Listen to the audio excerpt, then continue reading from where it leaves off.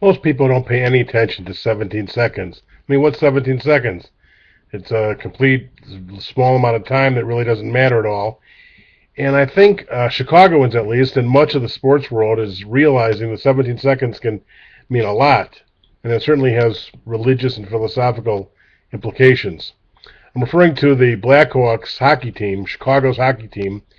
In Game 6 against the Boston Bruins in the 2013 finals, the Blackhawks were down 2-1 with about 2 minutes to go, and everybody's thinking, oh, it'll be a lost game, and then they'll have to go back to Chicago for the seventh game, and who knows what can happen.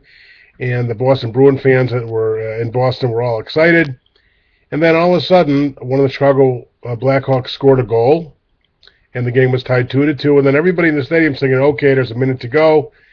Well, they'll go down this game overtime like they've done before, and we'll see what happens. And then 17 seconds later, the Blackhawks scored another goal. And you could just feel the air go out of the stadium. The Boston Bruin fans were completely disheartened. How in the world, in 17 seconds, were two goals scored, and they went from winning and having to have a Game 7 to tying to losing. And then sure enough, the game was over about 58 seconds later, and they lost. And the Blackhawks won the Stanley Cup in 6 games, and that was the end. Huge rally. Now, why do I make a big deal about this, besides being a Chicago Blackhawk fan and how exciting that was? I think it helps underscore and teach the valuable point of how important 17 seconds can be, how any second can be. Now, we say in the Psalms, teach me to number our days, and how rarely we do that. And you think about the Sfirat HaOmer, the period of 49 days between Passover and Shavuot, when Jews are commanded to count every day, and how peculiar that is, and how meaningful it is to, among other things, make the point that a day is valuable. And I know for myself, when I think about time, how quickly a day goes, and a week goes, and a month goes, and a year goes, and then pretty soon you're old, and then pretty soon that's it. And so one of the ideas of Judaism is to sanctify time. Teach me to number our days. And not only days, but hours. In fact, in the Yizkor service, the memorial service we have a verse from Psalms that say that we grow up, a man is like a fleeting shadow. We grow up in the morning and like grass and then wither by night. But it's even more than that. I mean, just think about everything that can happen in 17 seconds. First of all, we probably all seen the commercials on television where somebody looks down for a second to text something, and next thing they know, they kill somebody with their car, or they permanently paralyze them. In 1 second, you lose your mental capacity, you lose your seriousness of the driving situation, and look what can happen. Or we can really hurt somebody's feelings in 3 seconds by saying something rude. Or how long does it take to actually be nice to somebody and help smile at them, or say to somebody that you love, that you take for granted, I love you, you're wonderful. Or the little rituals of blessing. Okay, it takes a minute on Friday night to bless your children. How many people actually do that? Or read Proverbs 31 to your wife on Friday night.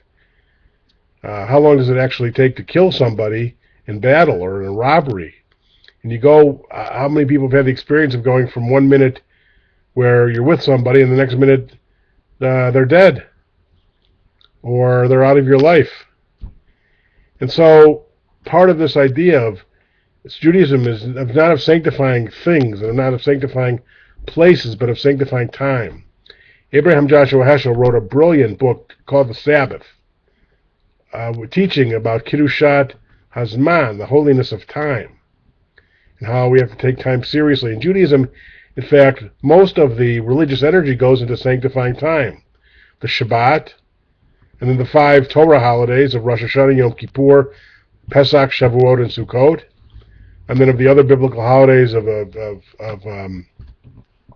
Purim, in the book of Esther, and then Tisha B'Av is reflected in the destruction of the temple, and then the post-biblical holidays of Hanukkah, and the other days that we celebrate on the calendar now, and commemorate on the calendar, the moments. And so I hope that the Blackhawk victory stays with me for a long time, not only because of the joy of a championship, which is so rare in Chicago, before the Blackhawk championship 2 years ago, they hadn't won since 1949. Their whole generations grew up here without a Stanley Cup championship. And I think that's meaningful for us, too, about how important it is to celebrate great moments in our lives. When things happen, to really, really pause for the moment and thank God and accept and experience the beauty of that moment, because who knows when it'll happen again. Not taking it for granted. And so, hats off, although Jews keep their hats on, to the Blackhawks, and for teaching us this vital lesson about the power and the significance of 17 seconds. I'm going to, and if you can find it online if you want to watch those 17 seconds, but contemplate the meaning and the message. Shalom.